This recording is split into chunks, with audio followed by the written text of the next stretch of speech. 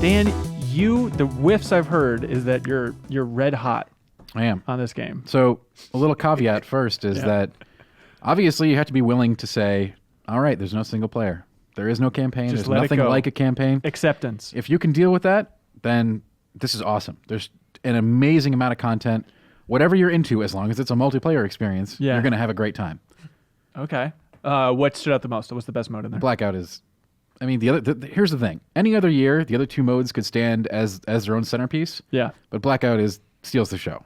And you've already played a lot of it. Leo, you've played a lot of it. Cork, you've seen a fair amount of it. Mm-hmm. I've played it and enjoyed it. But did it open up new levels beyond your entertaining experience you had? What we played in beta is even more polished and refined now, if you can believe it. Even like little hiccups when you're like riding in the back of trucks and all those little things along the way? It was a noticeable change, especially from the stuff we played when we were in studio.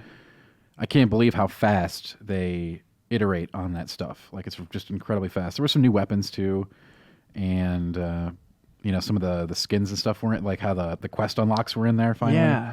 Some of that stuff was in. It is, in my opinion, the best Battle Royale experience available currently. That's a bold And it'll be launching with 88 players. So that's interesting that they went back to then 88.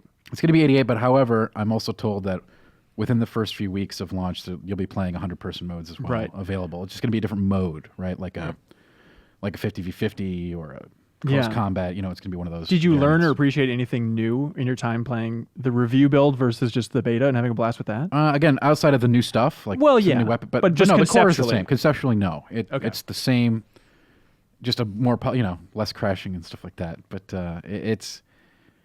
I started to take notes on stuff that really stood out to me in terms of it versus other battle royales on the market. The pacing, it starts to really stand out. The fact that you spend a lot less time running around in hills and trees and rocks. I went back and played some PUBG last week, and I was astounded by how much time I was just actually spending traveling. Something I didn't notice a lot before, but when you compare it directly one-to-one with this other product, it stands out a lot. And that's why I consider my games as products. Don't you feel like, Leo, I love the downtime in PUBG. I love roaming. It's a time for chit-chat with friends. I understand if you're grinding it and playing it over and over and over again, maybe that's the experience you want to cut down on. But don't you think you're going to miss that, Leo?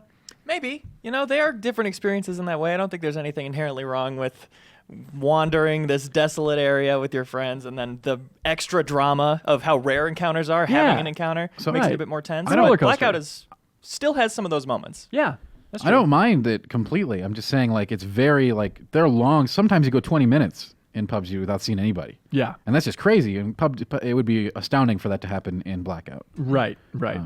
So they got the QA team fired up, so you guys had people to play with? Yes. Okay. That's right. Same deal as when we did it for the cover story. Were you in the same room as people? Was everybody screaming at each other again?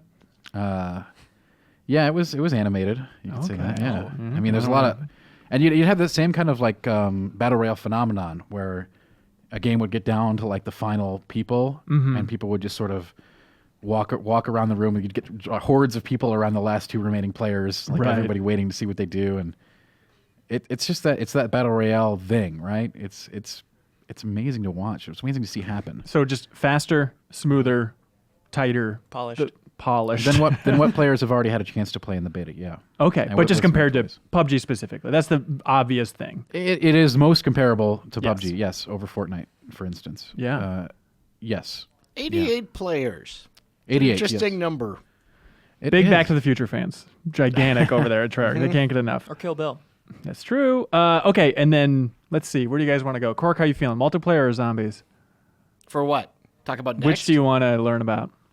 Oh, multiplayer. Okay, let's go. Serving it up. All right, so in case you're unfamiliar with, that's one of the things about a game like this. It's so curious since it's rolled out sort of piecemeal over the course of a year, right? People have played this, they've seen it, they've had a chance to know all this stuff. But the big beats are there's a little bit more health than other Call of Duty games, so you don't die as fast. It doesn't seem significant because it's still one bullet can make a lot of difference. Actually, that 0.5 seconds is an eternity in Call of Duty time, so it does make a difference. Especially if right when you disappear, you can heal and be right. In the fight. And then that brings up the active healing system. You don't just hide behind a corner till your health comes back. You've got to manually heal, and it's very quick. So you can actually, if you're taking a skirmish and you know what gun the opponent has, he's not going to one-shot me with that thing, I could take a few hits, hide behind some cover, heal to full, and then come back out and charge them. That's an option. You get a lot of different decision-making kind of stuff like that with that in there. And you also have sort of this very subtle focus on team play. It's still the crazy, super fast Call of Duty where if you want to just go KDA and try to get your kill streak going and 98% of players, yep. Yep. If you just want to do that, go right ahead. But there's different abilities and stuff that sort of incentivize you to play as your team. You can change where your team can spawn. You got stuff like razor wire and sensor darts to help you find the enemy team. A shield that if you get near, it the, hurts you. The magnetic radioactive shield thing. Yeah, that thing's great. And stuff like that. These things can all help you set up plays and play a little differently if you want. And you'll certainly, your team is going to benefit from it. But yeah, if you want to play the old way, in quotes, you still absolutely can and still have a good time. And in addition to that, there's sort of a Counter-Strike-esque heist mode that I think a lot of people are going to dig, which is where like every round you spawn with nothing. You got like your pistol, and then you can buy armor, accessories, weapons. Okay. Very similar, and it's objective-based, so very similar to Counter-Strike modes. And that one has down but not out, right? Like you can revive your friends? That's right. Yeah, Oh, that's interesting. Absolutely. Right on. And then zombies is everything we'd expect? And zombies is nuts this year. I mean, Really? Just the amount of content? Normally in you're there? like, okay, here's the zombies. All right, we know what we're going to get out of that. You're going to do some ways, you're going to solve some riddles, and we're going to have a good time. This time you get three different experiences, plus 4 of them if you get the DLC. Mm-hmm. And they're all their own like mini game, I guess, game, right? And the dials you can tweak now are just Looney Tunes on top of this. Because you can set up all these custom games and stuff like that? Right. Okay. The custom modifiers like, hey, I want this, I want this, I want this, I want this. It's like... Cork, you can put fun in zombies, finally. You can. Oh my god, I think that one's on. If you're uncomfortable with, like, say, the difficulty of zombies, you can turn it down to easy and take it out, basically. How about the drudgery of zombies? The drudgery. Cork hates zombies. Yeah. I've tried every time to get into zombies, and I just can't do it. And I It do feels understand. like homework. I will say that zombies is not for everybody, and maybe I've got like Stockholm syndrome since I've played so much. Yeah. But I will say this is certainly one of the coolest zombies, if not, I think the best zombies offering that we've Really? seen ever. Yes. I think being able to adjust all those parameters will legitimately give me. I will be able to find a way to wring some fun out of that. Well, that depends. How do you feel about ancient Rome? Now, I see, like it. Okay. and it's not just ancient Rome. I don't want to give too much away because zombies people are the craziest when it comes to spoilers. But and not only we already know, go on the Titanic is one of them. There's zombies on the Titanic. The Roman gladiatorial arena is just the beginning of where you go in 9. Of 9. Of 9. 9 is just all over the place, insane and really great. Ooh, okay. Just the wackiest zombies has ever been? In terms, I don't know. I think other Yeah. not the wackiest. High bar. Yeah. But I think the coolest surreal occult offering of it. Oh. It's not like the crazy, it's 80s at a theme park. Whoa. Right. That's like way more wacky. This is a little bit more grounded, but at the same time, just a lot of fun. Okay. Yeah, I really enjoyed playing that, actually.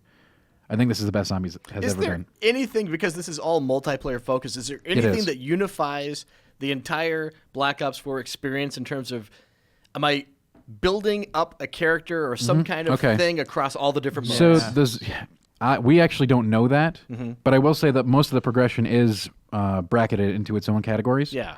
But I assume there are going to be some unlocks that you can use across the things. But so all the zombie stuff you unlock can be used in zombies. Blackout has its own system, so you don't prestige in it. It's like 1 to 80 and comes with different rewards. And I assume, I don't know for sure, that the prestige system is similar to previous entries in the multiplayer. But I think there are unlocks that you can carry from one mode to another, but not like progression unlocks. Okay. Any sense of Cosmetics. microtransactions? Any BS that are hiding in here? We're not going to know that. That's Until the they launch. always play that until the very last moment, right? So I just We have might no not idea. have any.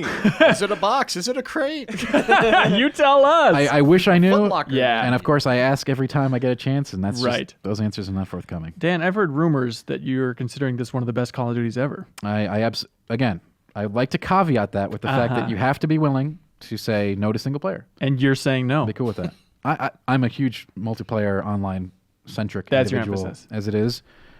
I do love a good single player experience, but I think what is sacrificed here in terms of the campaign is paid off. Just there's so much stuff. Like the amount of content in this game is absurd. If you're in multiplayer. If you're in a multiplayer. Okay. And so yes, with that said, yes, I do think this is one of the best Call of Duties I've played in the last 10 years. Wow. What is a score? Do you have that locked down? I do have a score locked down. Okay. Drum roll, everybody. Dan Tack, take it away. 9.5. Oh, the Dan Tack 0. Battle Royale score. There we go. Wow. Fortnite, PUBG, and Blackout. 9.5. It's an excellent company. Wow. There we go. Black Ops 4, everybody. I'm going to play Blackout on PS4. Where are you guys going to be playing? PS4 Pro. I'm sorry. I was talking to the audience. I would like to retract my last statement. You guys gonna play? Yeah. Okay, great. Leo, are you playing on PC? Yeah. Oh. On BattleNet. Got to play on BattleNet. That's gonna be funky as all hell. Uncapped frame rate. Oh my gosh, that's gonna be wild. Has your like prediction changed at all about Blackout's success? Do you still think it's gonna conquer the world? I think we're going to be surprised at just how many people pick this up, especially on PC, which traditionally Call of Duty has not been. It's been a console-centric title. Let's face it. But this, I think, Blackout, for terms of capturing that PC audience, is going to be major. And you've got the Battle Royale effect of, I have this, I demand my friends get it, so we can squad up. Right. Yeah, totally. Is it going to be a Twitch phenomenon? Yes or no?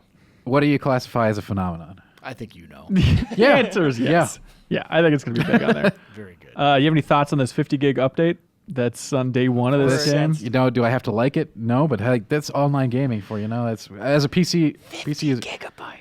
It's like, hey, so the total size is 113 gigs. Yeah, that's like a normal PC game these days, honestly. Nobody can do anything about it. PUBG, when it launched, was 9 gigs. Yes, well, there's no campaign in this. You're right.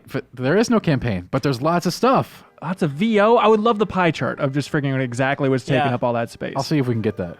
Okay, yeah. Hey, Call of Duty PR, one pie chart, please. That was just a clip from a larger show called The Game Informer Show. You can find it on iTunes, Google Play, or GameInformer.com. We take the fun opportunities and exclusive information from Game Informer magazine and boil it into a show that airs every Thursday with exclusive cover story information, developer interviews, a lot of fun stuff. So come love games with us.